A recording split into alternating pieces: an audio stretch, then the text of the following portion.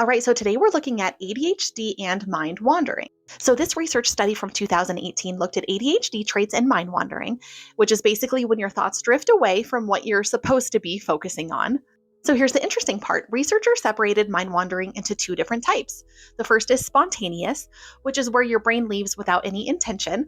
You could be looking at an email and suddenly you're planning a Disneyland vacation. And then the second type is deliberate mind wandering.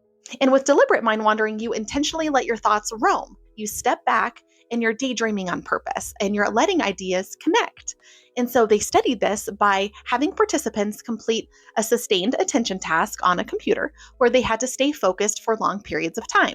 And during that task, they were randomly interrupted and asked what they were thinking about. They answered brief questionnaires about whether their mind had wandered and if it was spontaneous or if it was a deliberate. And of course, they were also completing self-report measures about attention and ADHD traits. So in this particular study, people with higher ADHD traits reported more mind wandering overall.